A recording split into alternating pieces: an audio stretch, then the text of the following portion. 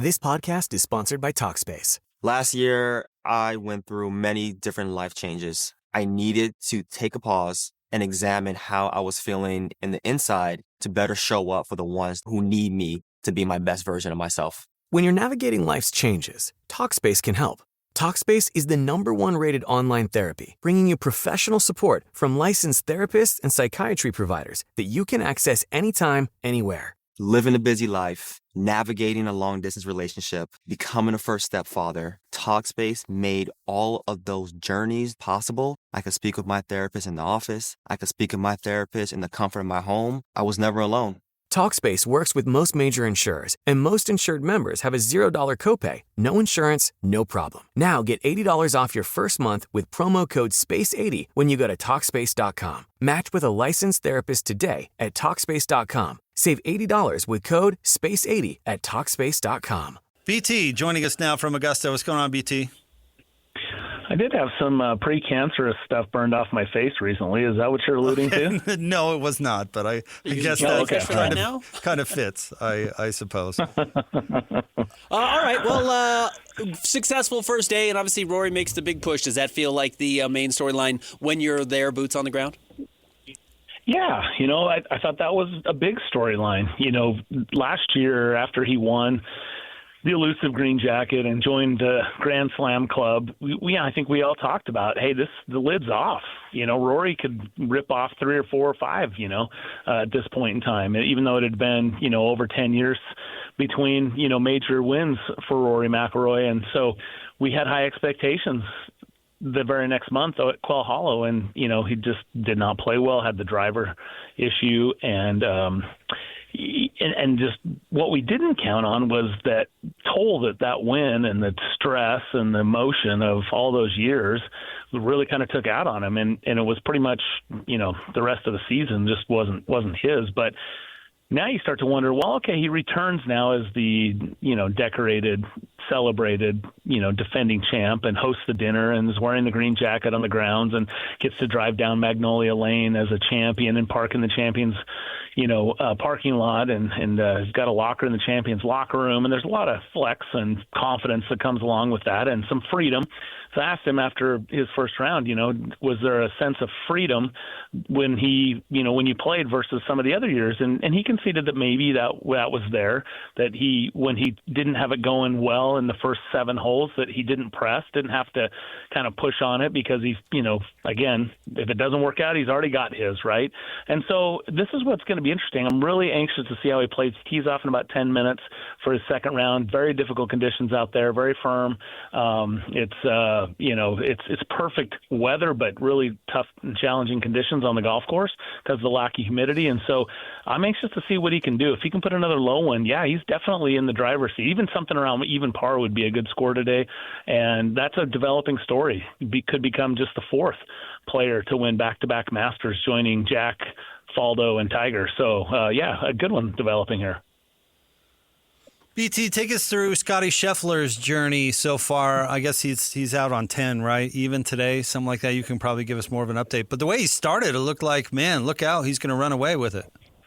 Yeah, and he's just been a little bit off, from this, I've been watching him from the monitor. That's a tough group to get close to out there on the golf course. So given that we have to, put the show together today, kind of watching it from the convenience of the press building here, but it just seems like he's just a little off, miss some putts, miss some shots, miss some drives, just not sharp. And that's a little bit surprising. But look, through 10 holes, that's a great birdie on 10.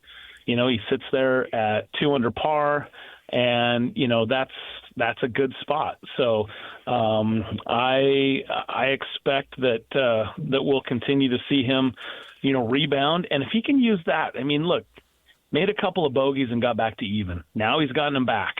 So, he's still Scotty Scheffler with the stretch of the golf course coming up that he can make some numbers. And so assuming he kind of rights the ship here and maybe gets it into 3 or 4, going to be a great spot, and he's set up perfectly for the weekend. The only thing you have to kind of worry about really on a Friday is not getting left behind. There's, 7 shots.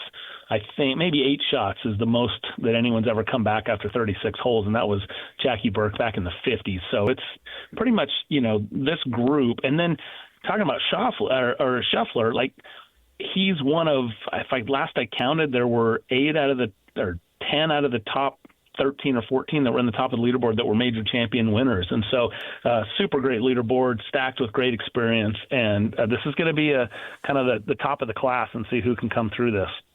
Right now, sitting tied with Rory at the top is Sam Burns at 5 under. He's got a handful of tour wins, but hasn't particularly performed great at these majors. What have you seen from him, and what does his weekend look like? Yeah, I mean, this is going to be a big one. I mean, it gets off to 4 straight pars. I think that's good. He's in a unique position. This is his 5th Masters. In the previous 4, he's missed the cut in half of them, kind of an every other year kind of thing for him. And last year, tied for 46, so not exactly in the mix. But we've always known Burnsy to be a really good putter. And obviously, these are as fast and as pure greens as you'll putt. Some of the most difficult as well. So it lends itself to good putters for sure. But there's so many other things that come with it. Handling the pressure, putting your ball in position to be able to get it on the right spot of the green, to be able to have a putt to make.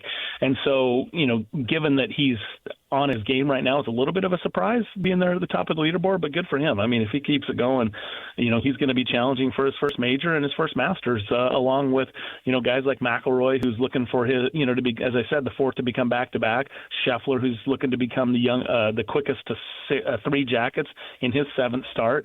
Tiger, Jack, and Palmer all did it in their 8th.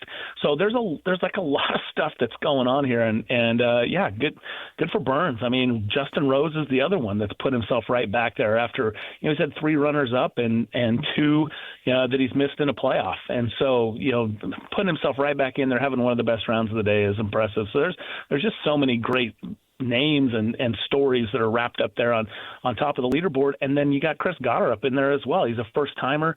He's the only multiple-time tour winner this year on the PGA Tour, and he's just currently 3 shots back. So, again, lots of good stuff. He is Byron Taylor. I want to call him Byron. Remember Brian Russell? Everybody wanted to call him Byron. Yeah. BT seems like a Byron to me. Okay. I don't know why. A Real Golf Radio brought to you by Mountain America Credit Union, Mountain Land Supply, Black Desert Resort, Hoops Vision, and you went to golf. Give us a name that may not be on top of the leaderboard, BT, but you expect to do some damage in the over the weekend. Well, I guess I would go with Schauffele. He's not really too far down, but, I mean, I'm anxious to see what Schauffele does. Just got off to his second round start, parred 1. He's at 2 under par. He's a lot of the prognosticators' favorites. So, look for Schauffele and see what he's not has a lot of conversation about him yet, but a good round today will put him right there in the mix. You don't think Bubba Watson's going to charge from plus 6 then, huh? Yeah. No, I think that ship sailed a long time ago. We were looking at people, because I'm me, I was looking at golfers that, played badly. What happened to John Rahm? In all seriousness, we were speculating about this early in the show. Is it that Liv just did him in? What happened to that guy? He's plus 5 for the tourney. I guess he's 1 under for the day, so good for him. But what happened to that dude? It's a good question. It really is. It's something that I think we'll keep an eye on. There's a lot of discussion about that they just don't get the highest level of competition. They don't get this level of difficulty in their golf courses. They're playing for, 25, 30 under par, and then they do that on the PGA Tour as well. But, they're really playing against about 10 other guys that are, of top caliber, and the rest of them just aren't the same level. And so, there's certainly some speculation that, maybe their saw is a little dull, not quite as sharp as they otherwise would be if they were competing against the best players in the world week in, week out. I don't know yet, but it is interesting. I mean, Cam Smith is another good example. He won the 150th Open Championship at the home of golf at St. Andrews, and then promptly signs with Liv, and we don't hear anything from him. Dustin Johnson was a little bit more at the end of his career, so I don't know that that's good data, but Brooks Koepka, popped out and won the PGA Championship, after signing with LIV, but then kind of went dark a little bit. Here he is back on the PGA Tour, and, his name's kind of popping right back up in there again. So, Pat Reed, again, didn't have some great finishes when he was at LIV, and he's left LIV playing European Tour. He's won twice there since leaving LIV, and now here he is putting himself in contention again here at the Masters. So there is some data, there's some at least observances to suggest that maybe that isn't the best thing for your game playing on LIV. But again, it'll all play itself out. But yeah, I think of all the players, maybe Rahm was a little bit the most, I don't know if hurt or disappointed by the whole thing. My opinion only is that whether it was his agent or somebody sold him the idea, hey, the PGA Tour and LIV are about to come together. This is your last chance to grab a bag, and we're all going to be one happy family in a few months anyway, and you could miss out on all these hundreds of millions. And so he took it, and here we are a few years later, and it's not the case. So I do think right in the prime of his career, that was a bit of a head-scratcher, given all the things he had said about not leaving and then going ahead and leaving and sort of becoming irrelevant in the majors. So, hey, we'll see. I wish John the best. He's a fun guy to watch, and obviously a great champion. So here's hoping he'll get it figured out. But it is something to maybe consider when you see his bad play and not being as sharp as he would expect or we would expect him to be. Before we let you go, BT, what can we expect tomorrow on the show? Yeah, we're putting together a good one. Observations from the week. What's it like a week at the Masters, from the Champions Dinner and some of the players' comments that were there to first-timers and their experience. We've been visiting and following with both of the first two winners of the Black Desert on the PGA Tour event. You're talking about Matt McCarty and Michael Brennan, and they're out here playing. McCarty, of course, played last year. Brennan make his first appearance. So talking about their impressions being out here and competing on the biggest stage and how that win launched their career. So we'll talk about that. And then, hit the leaderboards. We've got a couple of golf writers that are going to be joining us to break it all down. And, it's going to be fun. I love this show. This is when 2 hours doesn't feel like it's enough, but we'll give you everything we can during that time slot. Catch Byron and Bob tomorrow. I don't know, BT. What do you think? I think it works. Sir Byron. Sir Byron. Lord Byron. Lord Byron, even better. Yeah, that makes a lot of sense. Yeah. Brian, I went to the Irish tourism dinner last night, and I introduced myself as O'Brien, if that helps. Yeah. Oh, so, okay. Brian, we appreciate you and all your great coverage this week. Thanks, man. Thanks, BT. Always a pleasure to speak with you boys. Have a great weekend. Enjoy the Masters, and we'll talk soon.